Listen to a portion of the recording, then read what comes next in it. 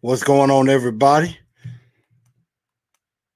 We're going to get this show started in just a bit, and we got a lot to talk about. There is a lot going on. We got free agency is in full swing.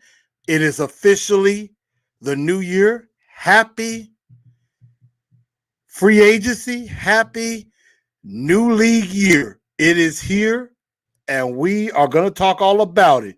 So, y'all better get ready because it's time for Titans and Truth. Let's tighten up.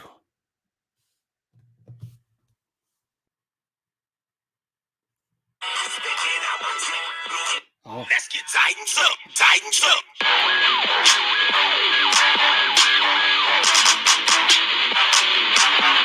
I've been scoping from the sideline, waiting for the right time to send the freshest team to scrimmage. So I'm busting y'all.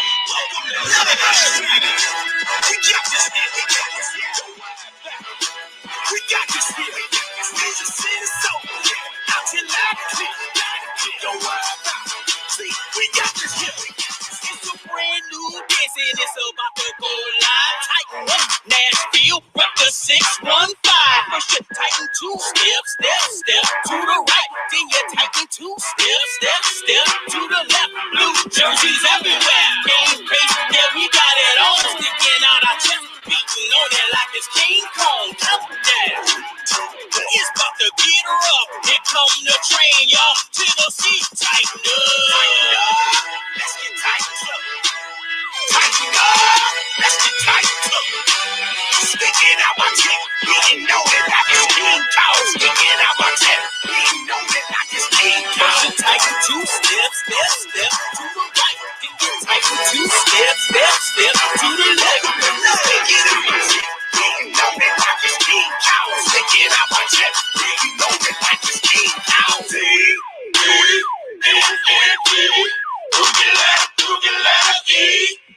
Third down, come around, we about to shut down. Good evening, Titan Nation. How's everybody doing? Welcome in to a brand new edition of Titans and Truth. I am Chris, a.k.a. the Blue Enforcer, and we're going to have a great show for you this evening. Make sure y'all share this show out. We got it live on YouTube right now. Make sure you share this out on Twitter. Make sure you share this out on Facebook. Make sure you share this out as well on Instagram as well. So if you got your video, if you got your phones on, go ahead and do a quick recording and put it out to everybody. Let everybody know where we at for the number one source for Titans news right here on Titans and Truth. And ladies and gentlemen, happy new league year 2021.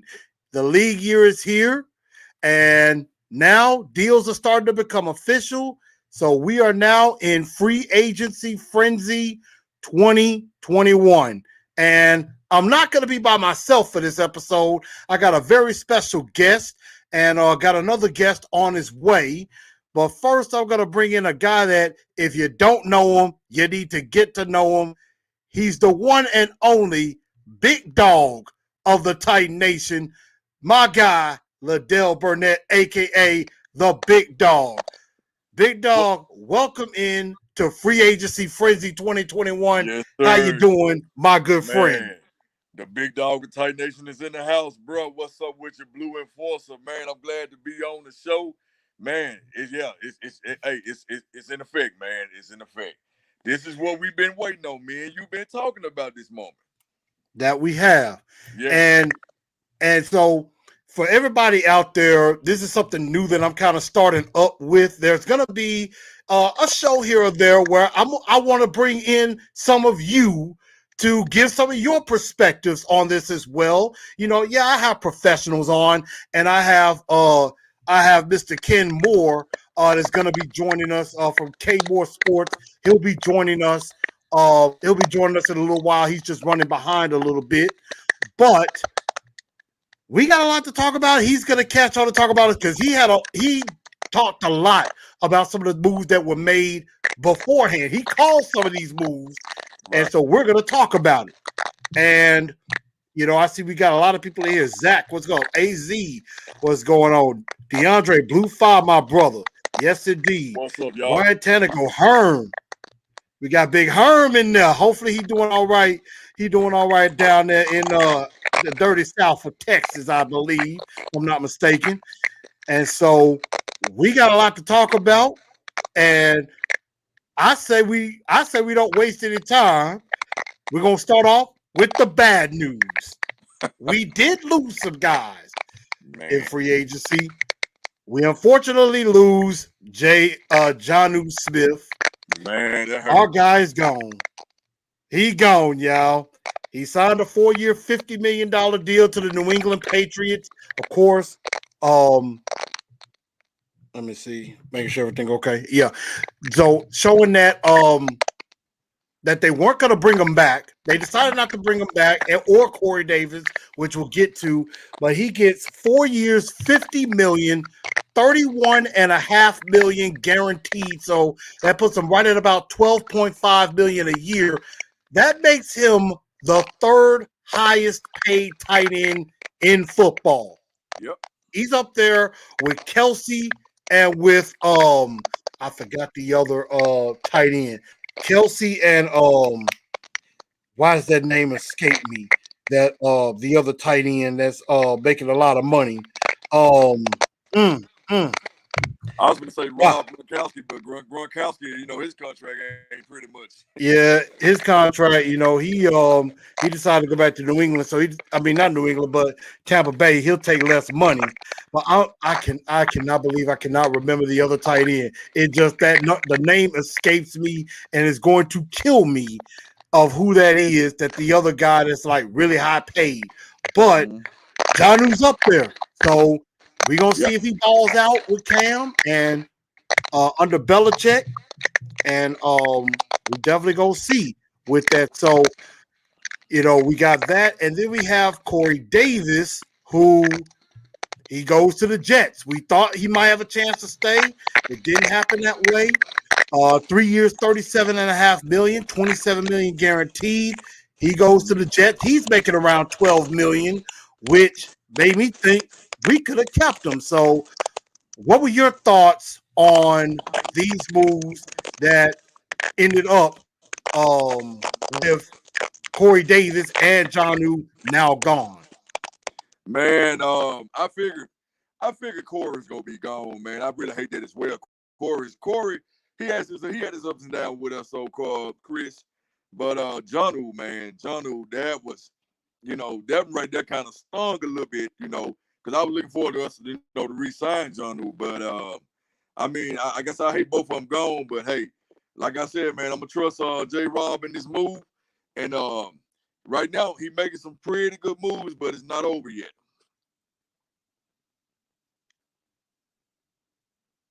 Yeah, absolutely. I definitely agree. He has made some other moves that can counter, that can kind of counter that. And thank you, y'all. George Kittle was the other tight end that I was thinking about. That's the other highest paid tight end in the league. So Jonnu's in big company now and everything. So yeah, I'll say this: with what happened, with what happened with CD and Jonnu, I'm gonna miss them both. I think both of them. Corey could have been had still. I think if it could have worked out right. But Jonnu, yeah, that $12 million, I couldn't do it. And I think Jonnu is going to be the more difficult one to replace than Corey, honestly, because he does a lot of things well. He can block. He, you know, catch the ball well, extremely athletic. And I mean, you know, in this draft and really in free agency, there's really not anybody like him out there right now. The only one that's out there is a guy that's probably going to be going pretty darn early in the draft, and Kyle Pitts from Florida. He's going to be gone way before we pick. Unless, and now this is me, the way things are going, if Kyle Pitts gets past, I'm going to say, if he's at 10, if it's me at 10, I know we probably need a corner and a wide receiver. I'm trading up to go get Kyle Pitts. That guy, he would make Jonnu a distant memory, Right. honestly, because Kyle Pitts, that's a bad man. That is a bad man. I'm gonna tell you who I would love to get replace Corey. I know it may not happen, Chris. You know, we know football. Don't get me wrong, because this guy Juju from the Steelers, man. You know, he's a free agent. But I would Pittsburgh be is pretty much going to re-sign him, I believe. I would be very interested in Juju, but I know that I know there's a lot of people in the media that are just not into Juju coming here. Not sure why, because I mean I just think the talent is there. Yeah. But I mean there are some other receivers which I have a list we'll put up of some of the receivers that are available because that is a big emphasis now is wide receiver. We don't have a 2, we don't have a 3. So we gotta have those guys that could do that job. But that's the bad news. The good news is J-Rob did make some major moves, and we're gonna start with major move number 1. Bud Dupree, yes, sir, signs with us, and that deal becomes official today. 5 years, $82.5 million, $35 million guaranteed. Is going to come out to about $16.5 million a year. We still don't know like what the cap hit's going to be or anything like that. We're still trying to get those pieces of information. But I mean, getting him, I mean, we needed a pass rusher big time, and that is definitely the definition of a pass rusher. And I'm gonna get here's my thought on that, and then Dylan, I'm gonna get your point on this, and we're gonna keep going. Now, when this signing happened, I've said all spring, I said all winter and all spring, I said buyer beware on Bud Dupree. What's up, Chris, Captain Trip, Steven? What's going on with y'all? Jameson, Ryan, thank y'all for tuning in. Thank everybody for being here. I said for the longest, I've said this on Titan Upload Show. I've said this with NGB Talk and some of the other guys. I've always said, buyer beware with Bud Dupree. I am terrified of him coming back from an ACL tear. A lot of people, there's some people that are really concerned about the injury, but most people think, you know what, if he comes back fully, then he's going to be okay. So we're going to have to definitely find out if he's going to be at 100%, going into training camp, because we're going to need him. Right. J-Rod's betting the farm on him big time. So what were your thoughts on Bud Dupree now becoming the newest Titan and our number 1 pass rusher? Kind of remind me of how we played Russell Roulette, man, with Jadeveon Clowney, with the injuries. That's the only thing that kind of concerned me, Bud coming off this injury. But like I said, a healthy Bud Dupree, man, that's a monster. That's a monster. But hey, again, in J-Rob we trust. But all we're gonna do, man, Chris, like you said, we gotta see what he's gonna be like coming into practice, coming into, this off season and going into the season, man, and see how he gonna be, as far as health wise. Yeah, absolutely with that. So I mean, that is definitely something. I'm trying to check with the sound on it because I know somebody said it sounds like somebody eating some chips in the background. So I don't know if that's my mic or yours. Trying to. Yeah, I heard it's a little static a little bit. Let's see. I think I'm good on this side. How you looking on your side? I'm good. When I talk to you, it sounds like it's static. A little bit, but we're good. We'll keep it going. I think I may have a way to do something with that. We'll definitely keep going, but let me see something. Let me see. Okay. I got you.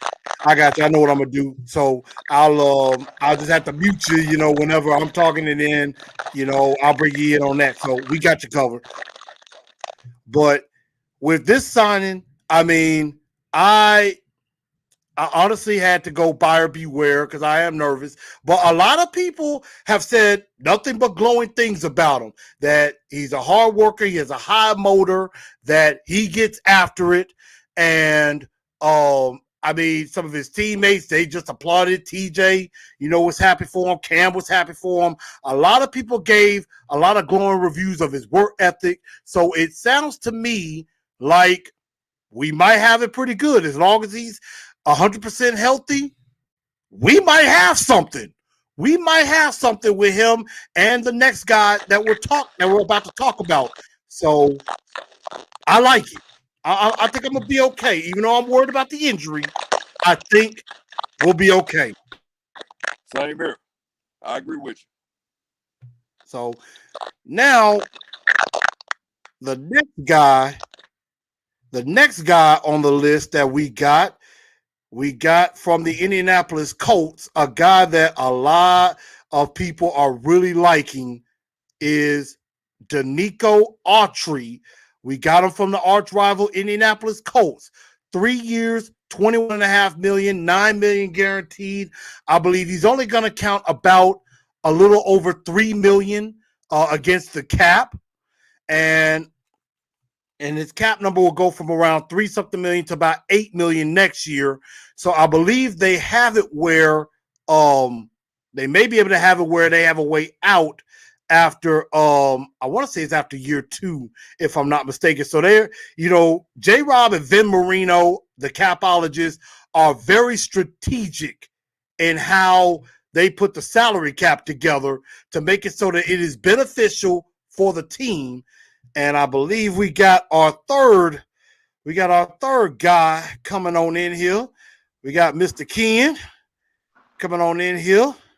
What's going on, gentlemen? How y'all doing? All right. Hold on a second. All right, there we go. So we got everybody in here. We got Mr. KMoore of KMoore Sports in here with us too. Let's see. I'm gonna try to get it to where we got a good view of everybody. Let's see. All right, there we go. We can work it out that way. So there it is. But Ken, what we were just talking about, we were just going over we were just talking about the signings of Bud Dupree and Denico Autry. So what were your thoughts, Ken, about both of these signings? Because we've talked extensively about that. Yes, sir. Bud Dupree surprised me, honestly. That was a shock when I saw that come across the wire. I'm very excited about it because he's a high impact player, but I'm also very concerned when you give a high dollar amount to a guy coming off a major injury.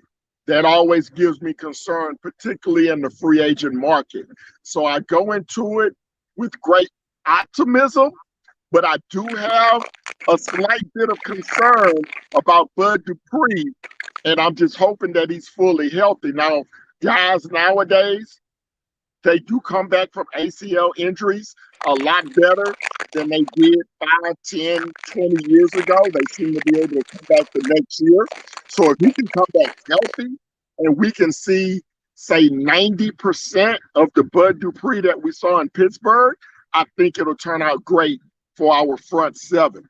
As for Autry, I actually had to go back and do a little research on him. I had the Tennessee Indy game from the last game we played in Indy. I had that game on tape. So I went back and looked at it just to see how he performed. That particular game, he really didn't have a huge impact, but the previous games against the Titans, against the Texans, he had a huge impact. He will be better than, say, a Jack Crawford than we had. I think he will be better than Daquan Jones. I don't know if he's as good as a Jarrell Casey from 2 years ago. However, he does give that possibility of dropping back in coverage, covering backs out of the backfield, or covering tight ends out of the backfield, maybe 5, 10 yards downfield. So I think he gives our defensive line some versatility. So overall, on the two sides, I am excited about what they add to our pass rush. Absolutely. And I will say this with that front four of if you have Dupree, Landry, Autry, and then of course his former teammate, a guy that also went to Mississippi State and Jeff Simmons. They didn't play together, but they both went to Mississippi State. So of course, Big Jeff was extremely excited, tweeting out, "It's it's a Hail State thing, of course, for Mississippi State." So I think they're very excited about what's to come with that. And yeah, in previous games, maybe not the last one, but in previous games, you especially against the Titans, you always heard Denico Autry's name. Denico Autry at some point always wrecked our game plan a bit. So now it's good to have him on our side this time as far as making an impact. So I like both of those picks. Autry, I like the pick a whole lot better. I definitely do. Now, to the offensive side of the ball, of course, we re-signed Jeff Swain, and today we signed Anthony Firkser. So we got both of those guys, but we also got a backup offensive tackle. And y'all forgive us for the sound in the background, but we go keep going and make sure everything is good. But on the other side, you got a backup offensive tackle in Kendall Lamm, and of course, we remember Kendall Lamm from him scoring a touchdown on us in that blowout against Cleveland. So that's the only memory I have of him. But want to get your thoughts on that, Dale. I'll let you go first. Yeah, man. I like the move. I like the move, man. I like the move. Like you said, yeah, he scored a touchdown on us, but I like this move, man. Kendall Lamm, man. Hey, that is a good move. That is a good move, man, on that offensive tackle, man. I like the move, though, Chris. Yeah, and and I'm gonna get your thoughts. Now, I think he does do some of the same things. He may be able to do some of the same things that Dennis Kelly was doing. I don't expect him to be our right tackle starting the season. I really don't think that. I think he's going to be the guy that could be a swing guy. Maybe you bring him in, as that extra tackle on certain plays where we have, a big, huge, maybe we overload one side or something like that, and we have an extra tackle in there. I could see that. But Kim, what are your thoughts about the Kendall Lamm sign? I have to be honest, man, I'm not excited about this signing at all. Being down here in Houston, Texas, we got this beautiful sun out today, by the way.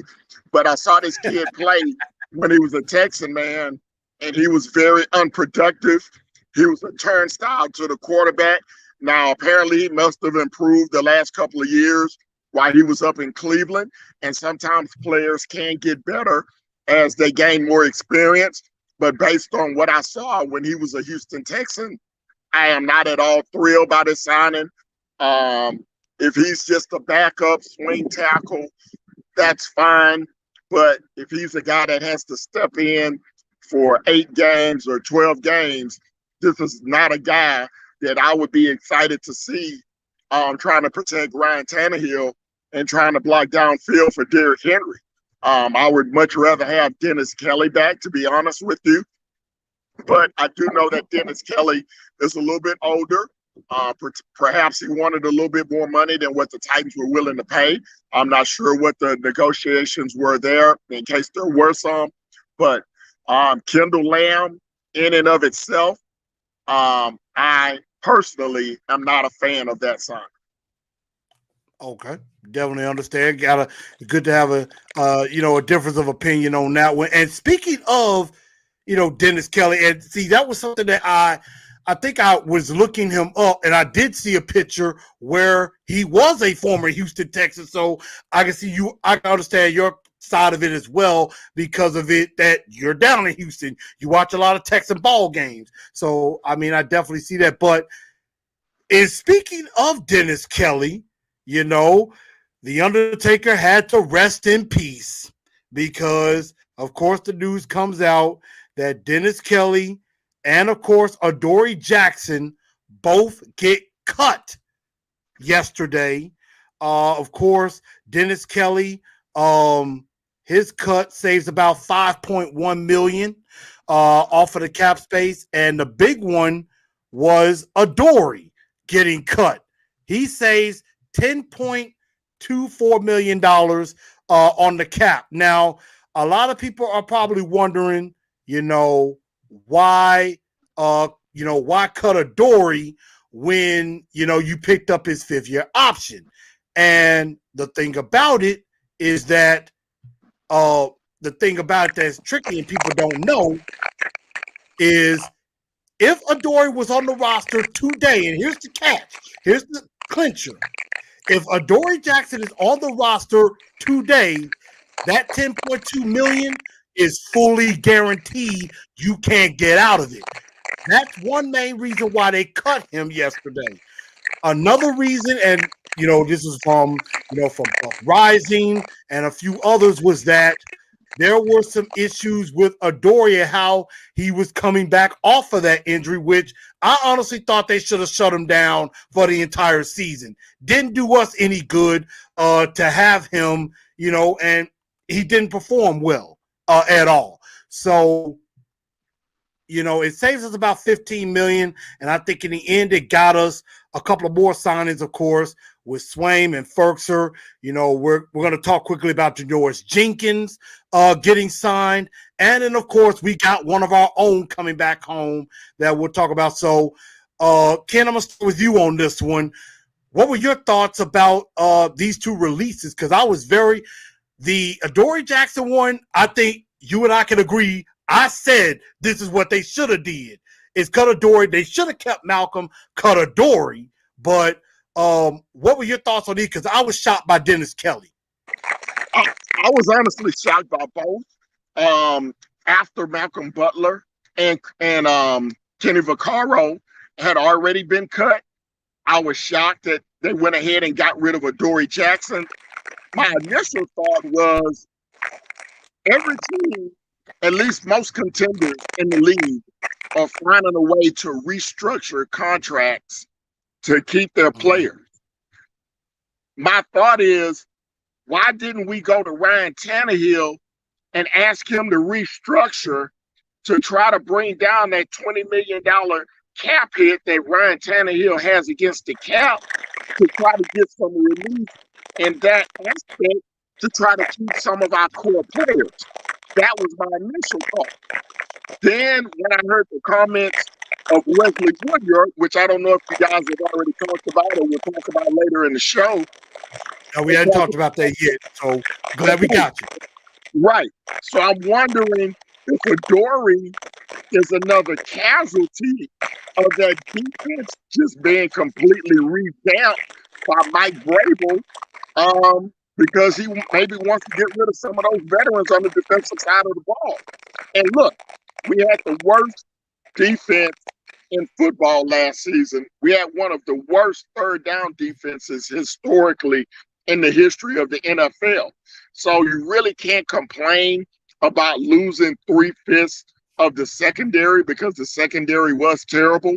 So my overall take is I'm completely shocked by Adoree. I'm not upset about it.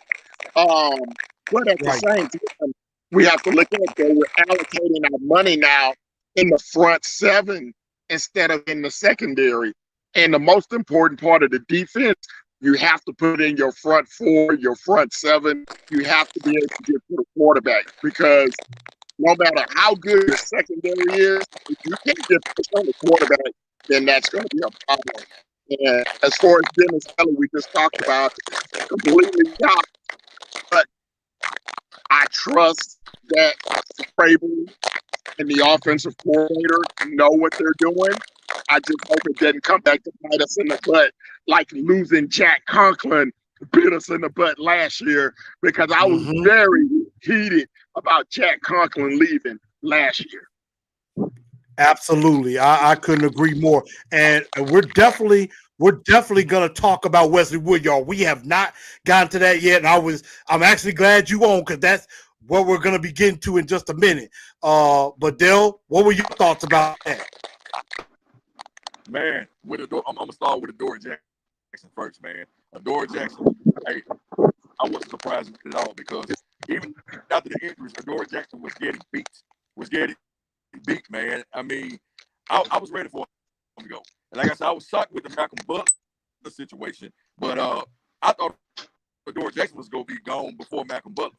To be honest, though, Chris, because Adoree Jackson was not playing up to good football that he's supposed to be playing up to all the hype and everything when we first got him. Yeah, he was good in college. Don't get me wrong, but man, I mean, even after his injuries, man, the guy came back too early, but he didn't show no improvement to me, man. I mean, I was glad of the move that J. Rob made of getting rid of Adoree Jackson, but I was shocked about the Malcolm Butler situation.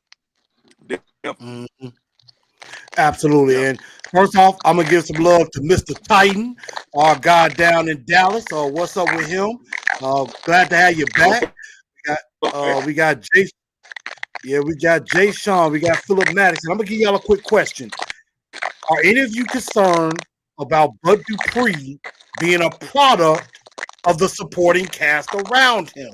You know, because it is a valid question because you got to think about it. He had Cam Hayward, Stephen Tuitt. He had a monster T.J. Watt on the other side. You had Vince Williams behind him. Is it possible that Dupree was very successful because of his supporting cast that was around him? Dale, I'll let you start on that. What do y'all think about that? Man, I believe, man, like you say, he had a supporting cast up there at the Steelers, man, with Watt, man, and all them guys on defense. Don't get me wrong, man, but I like I said, we talked earlier, Chris.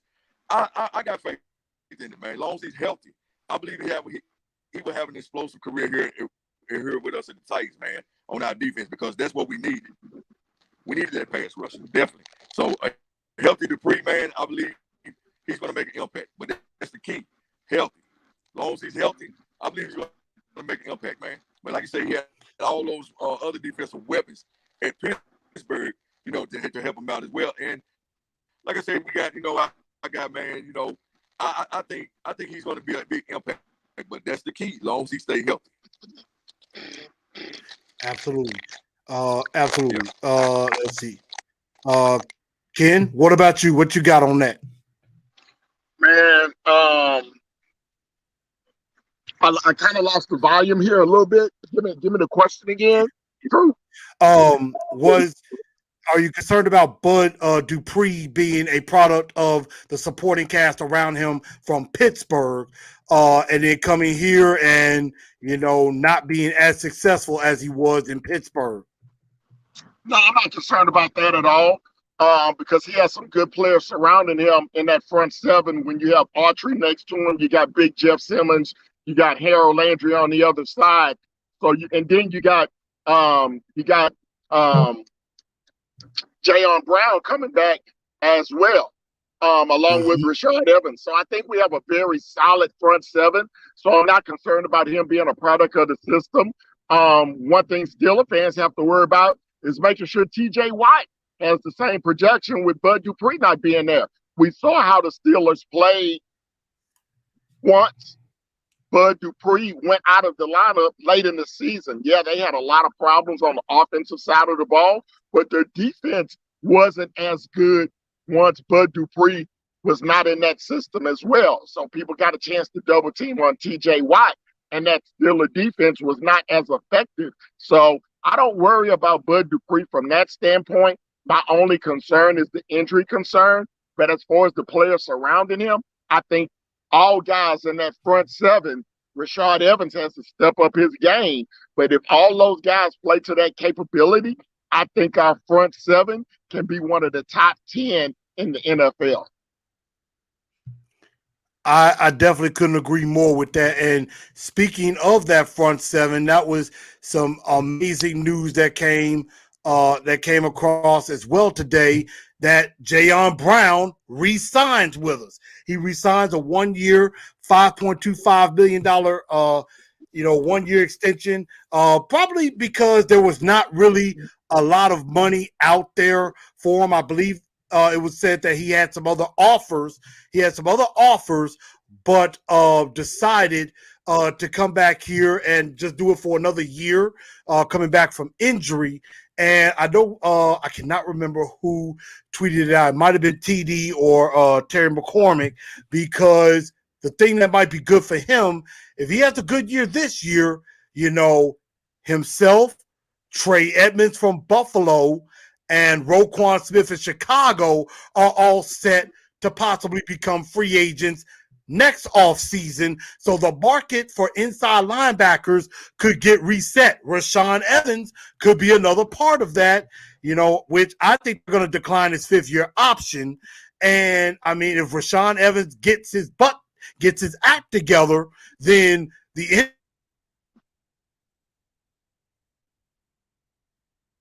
inside line as Jayon getting I'm sorry about that. Yeah, I kind of went out for a second. I know we have some bad weather here in Memphis, but Jayon coming back is very, very important. And I thought about this as soon as I heard it. This should put Rashaan Evans clear cut on notice. He better step up or he gonna be out, one or another. And he may be even out before this season starts, because I've said it for the longest that I'm ready for Rashaan to get traded. I think it's time for him to get traded, and I think we need to either go with Jayon and David Long, or you bring in a Kyle Van Noy, or there's in the draft you got a Zaven Collins, you got I forget the kid's name from Notre Dame, but I know his initials is JOK from Notre Dame. Could be a possibility at a position that we didn't even think about. With some of these moves, we were just thinking straight up pass rush in the draft. Now, there's a whole different realm of possibilities that are coming up now. I don't know which way J-Rob's going to go in the first round now. He could go D tackle. He could go corner. He could go wide receiver. And I pray to the gods he doesn't go offensive line. Even though there's probably a little bit better crop of offensive linemen, and I don't think we'll get duped twice. But I hope we don't go offensive line again. But, I mean, that might be what we have to do in regards to that. But I'm happy Jayon's back. I was hoping that Jayon would get back. A lot of media people thought he would not be back, but he is. So, quickly, Dale, what was your one word to describe when you hear Jayon is back? What's your one word? Yes. Yes. Yes. I am I like for it. that. Jayon got heart, bro. Jayon got major heart. Man, he played through his injuries. Then did you see when he got hurt? He didn't want to go. He didn't want to leave the game, man. The guy got heart. He has heart for day one, man. I'm very impressed, and I'm very happy that Jayon Brown re-signed with the Titans. I hated when he got hurt. The guy got hard out there. Yeah, man. The guy played phenomenal. Absolutely. Defense. Absolutely, man. Yeah, absolutely with that. And I do agree. There are a lot of good things that Jayon does do in his defense. He may not be the greatest run stopper in the world, but he's good in coverage. He has a knack for finding the football.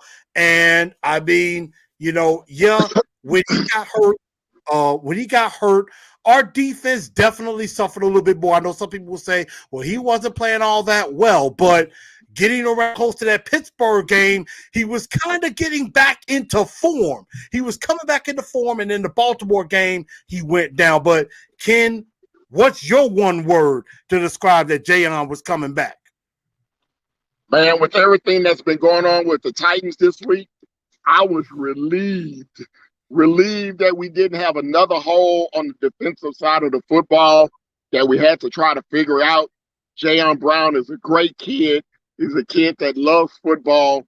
And that's one of the things that Vrabel said in his press conference at the end of the year, is that he wanted guys that love football. And Jayon Brown is a kid that loves it. So my one word is relieved for Jayon Brown coming back. I definitely can understand that. And it looks like, and I see Let's Tighten Up Podcast is a Titan. I see Titan Anderson in here. What's going on? We got Let's see, Joe Seeley coming out. We got some bad news on a guy that we was hoping to go with. I'm gonna have to get some confirmation. Well, we won't be trying to get Curtis Samuel because it looks like he's going to the Washington football team.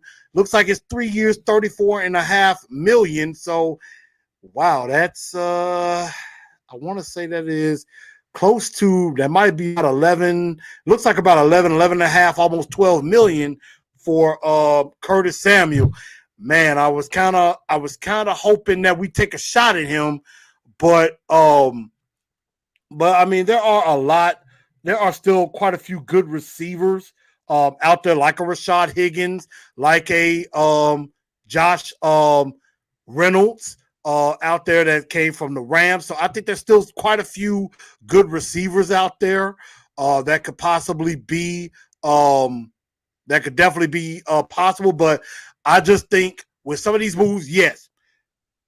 With Jayon Brown coming back, thank goodness, for a moment, inside linebacker was going to be a need. But now it's not that big of a need now as far as that. But another move that was made as well, and we're going to get into this now, Janoris Jenkins, right after Adoree gets cut, Janoris Jenkins gets signed. He was one of the cap casualties from New Orleans, and so he gets cut right after Adoree gets cut. Maybe about an hour or two later, Janoris Jenkins gets picked up. Now, the terms for Janoris Jenkins have not been disclosed yet, so we don't know if it's a 1-year deal, 2-year deal. We don't know the financial implications of Janoris Jenkins, at least not yet as well. But I've been hearing that he might be a nice replacement for, maybe not for Adoree Jackson, but maybe for Malcolm Butler. But I still think corner is going to be a major need, at least either with the rest of free agency or going into the draft. Ken, I'm going to start with you. Janoris Jenkins, what do you think? First thing I thought of was Jonathan Joseph when I heard Janoris Jenkins. Too many J's, man. Too many J's, too many similarities. I'm not happy with that signing at all. That may be a guy I guess we can play in the nickel. He can be maybe that slot cornerback when we go to the nickel or go to the dime. I don't see him being good enough to play on the outside consistently. So when I hear Adoree Jackson cut and Janoris Jenkins signed, I'm like, what the heck? You know what I'm saying? So again, I know he was a cap casualty with the Saints. The Saints have a lot of salary cap issues, but not a guy that I can say got my juices flowing. It just got my mind flowing, thinking, what the heck is going on in that secondary? Where we're just bringing anybody in now, like last year with Jonathan Joseph. I'm like, what are we doing? Do we not watch film? Do we not watch tape? Are we just going off of reputation? So the secondary's got problems, man, and I don't think Janoris Jenkins solves any of that. Yeah. And I mean, I think with Janoris, I just think he fills in for maybe a year. I don't think this changes that we still need a corner. I think corner is going to be high on our draft list. Now, someone put out a report in Chicago that Kyle Fuller could end up being a casualty in Chicago, and TD basically came out and said if he gets released, that the Titans should jump on him right away. Now, again, with Janoris Jenkins' deal not being, like, the terms not being disclosed, I don't know if that's fully done yet. Maybe it is. I'm not sure. Del, what were your thoughts about Janoris Jenkins? Just like the brother said, man, I'm not impressed at all either, man, especially on that corner situation, man. You go out secondary. Me and you both, Chris, we preached and bitched and complained about our secondary all season, man, getting beat by guys like they're similar to Travis Kelce's and the tight ends, the wide receivers, man. I'm not impressed with this at all. I'm not impressed with it at all, man. I mean, after Adoree Jackson left, of course, that is a big hole we need to fill on that corner slot right there, man. I agree. And I just I honestly, again, think that is why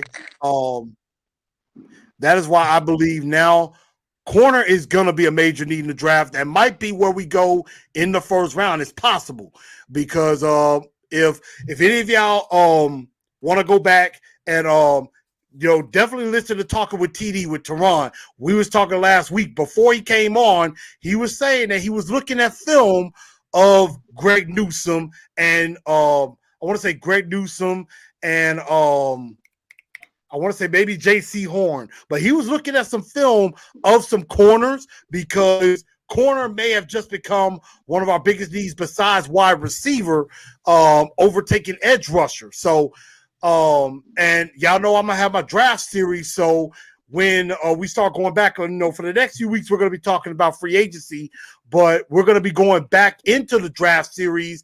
And that's my next position that I'm going to be talking about is corners. Coming in this draft, you got J.C. Horn, you got Greg Newsome, you got Keith Taylor from Washington. I believe another guy with that jaded name of Joseph in Kentucky is another corner that could be very highly sought after in the first 3 rounds of the draft. So we're definitely going to see. Again, I think that Janoris is a very short-term guy, not necessarily for the long game. I think this is just a 1-year thing, and it could be even where, hey, if something happens, during training camp, he may not be on the 53-man roster to start the season, depending on how maybe the draft goes or the rest of free agency. Just because Janoris Jenkins is signed, if J-Rob sees somebody better out there or anything like that, I would not hesitate one bit. I would not hesitate one bit. And then, you know what? If Janoris Jenkins could be maybe a camp casualty, because that does happen. It does happen when you sign guys in free agency, and then by the end of the training camp, they're gone. So it is definitely something that does happen. And with that, and Let's Tighten Up Podcast mentions Asante Samuel. So I definitely like that. And we're gonna go ahead and quickly talk about this Wesley Woodyard thing that happened as well, because it's very important that all of y'all hear this out. And we're gonna talk about this because I know we're running out of time a little bit, but definitely want to talk about some of the signings. And if we get any new signings, I will definitely keep y'all up to date. But this was Wesley Woodyard on J Mart and Ramon this morning. It's about 50 seconds. What is the identity of at least on this side, the Tennessee Titans defense? I tell you what, remember this date, January 11th, 2020. That was the last time the Titans had any kind of defensive identity. Oof. And I'm pretty sure once y'all figure out what day that was, you'll understand me. But I'll just help you clear it up. It was the Baltimore Ravens game. I knew it. After that game, Coach Pease didn't really call any of the plays in the AFC Championship game. And that's why the identity on that defensive side of the ball has been lacked. Everybody that fights and everybody that, gives any kind of pushback to Mike, is not received with any open arms. It's always fault. It's always, disciplinary. It's always equal action to being cut or released. What is the identity of at least on this side, the Tennessee Titans defense? I tell you what, remember this date, January 11th, 2020. That was the last time the Titans had any kind of defensive identity. Oof. And I'm pretty sure once y'all figure out what day that was, you'll understand me. But I'll just help you. It was the Baltimore Ravens game. I knew it. After that game, Coach Pease didn't really call any of the plays in the AFC Championship game. And that's why the identity on that defensive side of the ball has been lacked. Everybody that fights and everybody that, gives any kind of pushback to Mike, is not received with any open arms. It's always fault. It's always, disciplinary. It's always equal action to being cut or released. What is the... Okay, so that was Wesley Woodyard this morning on J Mart and Ramon on 104.5 The Zone. And Y'all heard it. Wesley Woodyard basically said that the identity of the Titans died after that Ravens victory, going into the championship. Dean Pease doesn't call the plays. We know what happened. The rest was history. We had a golden opportunity to go to the Super Bowl, which I think we get to the Super Bowl. I think we win that Super Bowl. I think we beat San Francisco in that game, and we're hoisting the Lombardi Trophy, which I like to wonder, and I know there's been some mixed reaction, but Ken, I'm going to get you on this because I know you're a busy man, and we're going to get you out of here on this. What were your thoughts on those comments? Was Wesley Woodyard right? Is Vrabel the reason that our defense is not as good now as it should be? Well, those were some very poignant comments from Wesley Woodyard. I know he was a guy that was highly restricted and respected in that Titans locker room for the entire time that he was here. I know that when Mike Vrabel got hired, one of the concerns was how bad his defense performed in Houston in his 1 year as defensive coordinator with a healthy J.J. Watt and a healthy Jadeveon Clowney. We know that the Titans' best defensive performances have been with Dean Pease in the controls. We know what happened the one game in Indy when Dean Pease nearly had a heart attack and had to go to the hospital, that the defense completely fell apart the rest of that ball game. So those are the facts, okay? Those are the facts that we know about.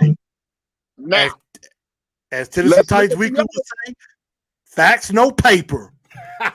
I'm sorry, Ken, I didn't mean to cut you off. No, you're good. You're good. You're good. Now let's look at the other facts. 4 members of the secondary are now gone. The 3 guys from this year, Butler, Jackson, along with Logan Ryan last year, and Kenny Vaccaro. You look at Jarrell Casey being gone. You look at other guys on that defense being gone. It's a completely new defense, except for the inside linebackers and for Kevin Byard and Malik Hooker, not Malik Hooker, for Hooker, Monty Hooker, excuse me, that we drafted. Everybody else is gone off of that defense. Those are the facts. Now, I'll leave it to everybody else to, decide who is at fault, who's right, who's wrong, but those are the facts, and you can decipher it for yourself. It looks like the head coach may be the problem on the defensive side of the ball. Couldn't agree with you more. And Ken, I definitely do appreciate you joining us. I know you got to kind of run and everything, and we are definitely going to be talking, of course, as usual. But everybody, y'all make sure y'all follow. If you haven't followed him already, Ken, tell them where they can find any of your great content, where they can find you, and be able to follow you and everything. Yeah, absolutely, guys. You can follow me at KMoore Sports on Twitter, KMoore Sports on YouTube. I haven't done anything yet this off season. I'm going to do something either right before or right after the draft. I kind of like to let everything settle before I jump in and really kind of analyze everything. So I'm just kind of sitting back, laying in the cut and jumping in on you guys' show and dropping the knowledge that I've had so far. But you guys can follow me at KMoore Sports on Twitter and on YouTube. On Instagram, it's KMoore Sports on Instagram. And Truth, it's always a pleasure, my brother, to be on your show. Big Dog, it was nice chopping it up with you as well. And you guys stay safe. Everybody go out there and get vaccinated.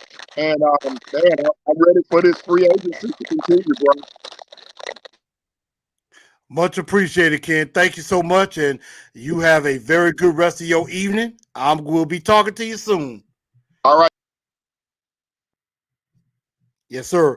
That would be Mr. KMoore of KMoore Sports joining us right here. And thank y'all for sticking with us all this time. But yeah, Del, I'm going to give you your opportunity. What were your thoughts about that? And then I'm going to tell you what I think. Man. It don't surprise me, man, because that was mighty strange, man, that Dean Pease wasn't coaching the defense during the AFC Championship game. And we saw how the momentum shifted, from the first quarter, after the first quarter, all the way to the end of the quarter. We saw how the momentum shifted as far as our defense. And everything changed. The rest is history. And that made a lot of us mad, especially me and you, Chris, Blue Enforcer.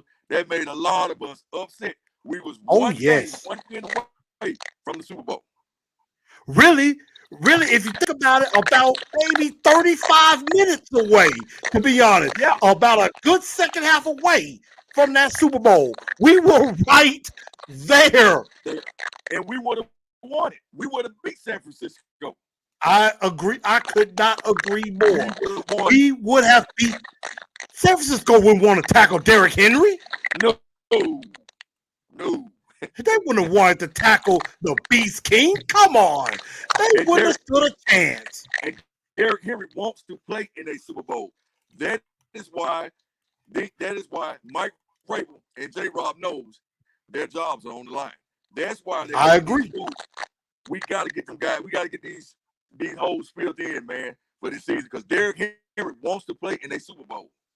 I agree. We got to get him there. We definitely got to get him there. And this is my thought. And I have went on record as saying this many times before. And y'all have heard me on this. So y'all can quote me on this. Jared said this earlier. Is it possible that Vrabel is trying, he may not say it publicly, but he's trying to be Bill Belichick? He wants all the control. He wants to control the defense. He wants to control the personnel. Right now, there are, people are talking about there's possibly some finger pointing between him and John Robinson. There could be problems inside. And this, again, I have said this before, and I will say it again. If J-Rob does not let go of his pride, that is his biggest problem. J-Rob is extremely arrogant. He is extremely cocky. He thinks he knows everything.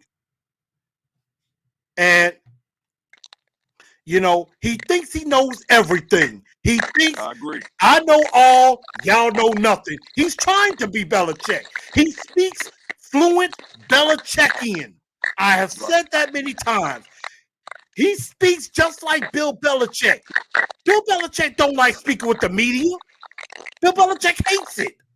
Yep. He hates giving anything away. And the thing about it is, Belichick has full control. Vrabel wants that same thing, and J-Rob ain't going to let him get it. And, this whole time, the fact of the matter is, Vrabel, the way the defense stunk after, after Dean Pease was gone, everybody was looking at him and Shane Bowen.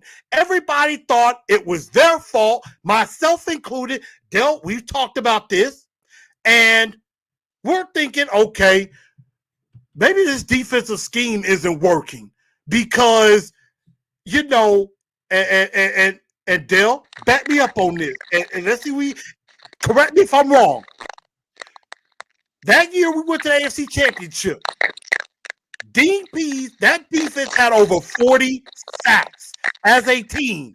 And we were still complaining that there was no pass rush. Am I wrong? You're not wrong at all.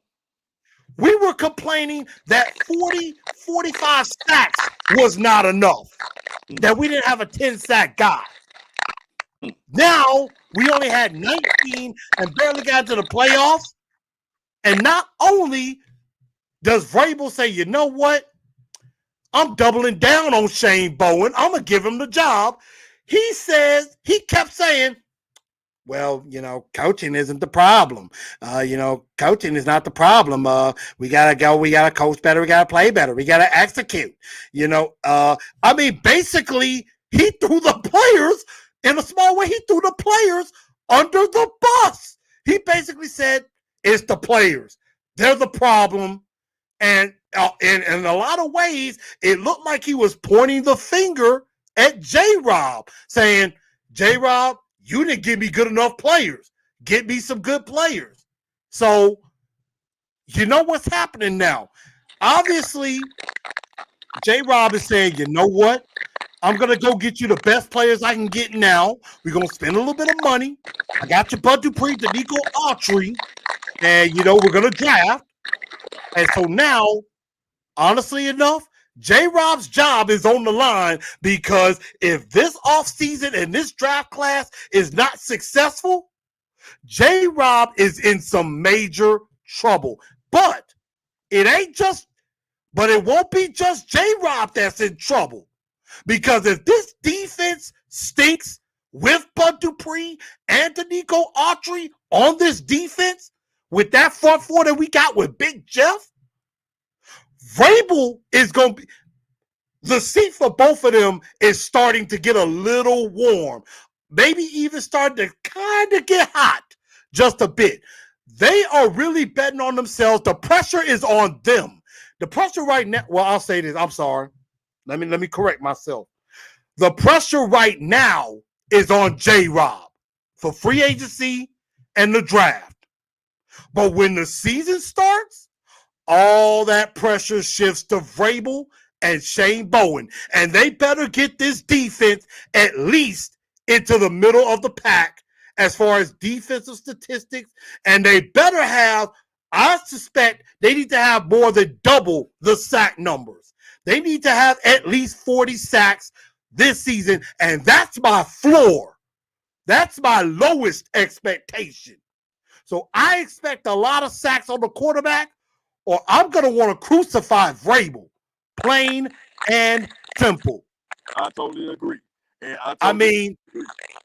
because we got an offense now, even though we got to get a couple of receivers and a tight end.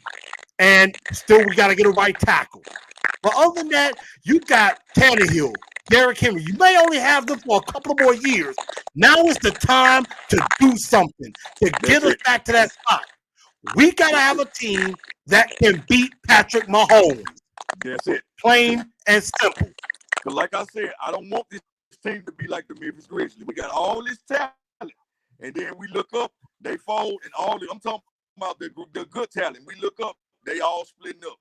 Because the time is limited. Ryan Tannehill's time, definitely Derrick Henry's time, A.J. Brown's time. We don't want to see these guys look up. Here we folding again another season. These guys we're not making it to the Super Bowl again. With this forefront, with these pieces we're getting, you know what I'm saying? And then we look up, here we are short again, Chris. And there it is. We looking up, we seeing Derrick Henry, one of our star players, doing it to Deshaun Watson. Yep, and see, that's the thing. And Terrence, I appreciate y'all coming out with that. Patrick Peterson, another corner, even though he's kind of lost a step, looks like Patrick Peterson is heading to the Minnesota Vikings on a one-year deal. So, a lot of people are trying to say it's the players that ain't Vrabel.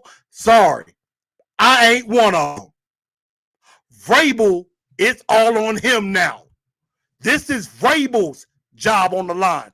Vrabel needs to just get his head out of it. You know what? I know this is supposed to be family friendly, but I'm going to go off kilter for 2 seconds. Mike Vrabel needs to get his head out of his ass, throw his pride away, and be the coach of the Tennessee Titans.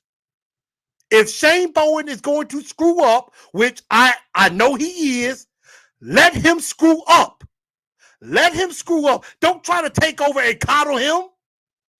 Let him screw up so we know for the fact we get to say exactly what we all thought, that Shane Bowen was unqualified to lead this defense. I would have been better off if they gave the job to Jim Haslett. He at least has experience coordinating a defense. Older, wiser. But, Kane 317, Frat, what's up? Blue 5. But it does seem that J-Rob has sacrificed a bit of the offense to help the defense. They got to help each other. Lawrence Taylor said in any given Sunday, he's like, there's an offense, there's a defense. One can't work without the other. So J-Rob is saying right now, I got to give up a little bit on offense, but I got to spend on defense to try to help bridge it together. So we are going to find out. J-Rob, Vrabel is putting his money where his mouth is, and this better work. Because if it doesn't, I guarantee you, I will be coming on with a hashtag fire Vrabel's ass. And I will make sure to do everything in my power to make it trend. So, last but not least, but we finna get out of here and to close out the show, St. Patty's Day, let y'all know, I do have my green on. I do have my green on with the Incredible Hulk. Y'all can see that. Matter of fact, give me a second, I can stand up. Y'all see that Hulk in green. So I'm wearing my green for St. Patty's Day. Happy St. Patty's Day to all of y'all. And Del, as we get you out of here, I see you ain't got no green on. So somebody, Mrs. Burnett's your picture right now. But I know you do some live videos. Where can they find and join the Hall of Fame legend, Big Dog? Hey, y'all just look me up. Dale Big Dog Burnett, man. On Facebook, I go on my live. And like I said, I will be on the radio on AM 730 KQPN very soon again. I talk Titans on there. We talk political and everything else. But I definitely got to bring up my Titans. So y'all definitely tune in to that. If you're not in Memphis or the West Memphis area, go to the iHeartRadio app or the Simple Radio app and look up AM 730 KQPN. All right, I appreciate that. And one other thing, for any of y'all wrestling fans, he is a huge wrestling fan like myself. And we gonna have to work on, we gonna have to get your boy. We gonna have to get your boy on this channel. And a former we need wrestler. to get And I'm a former wrestler as well. See, I've always dreamt I would like to wrestle one match. Probably get my butt kicked, but I would like to wrestle one time. I will wrestle one time. But we have got sometime this summer, we need to see if we can get Harlem Heat together on this here channel. Booker T and Stevie Ray. I would love to do that. That would be legendary. We gonna make that happen then. But everybody, that's gonna do it for tonight's show. I thank y'all for tuning in. Big Dell, I thank you for tuning in as well. But we gonna get out of here. And as usual, hold on, y'all. Y'all know what we gotta do, because honestly enough, it's all we know how to do in this day and age.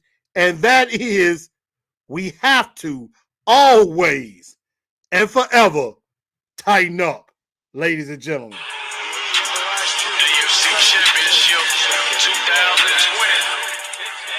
Yes, we should have kept Kerry Coons, Joseph. If Joku is out there, you got to see where they go. To my frat brothers out there, Blue 5, you got to get a receiver. Keelan Cole and Fuller out there, even though Fuller's an injury prone. I'm going to wish y'all a good night. Y'all make sure y'all share this show out. Let everybody know. Thank y'all for, dealing with the sound and stuff like that. We'll make sure it's better next time. Thank y'all. Tighten up. Good night, y'all.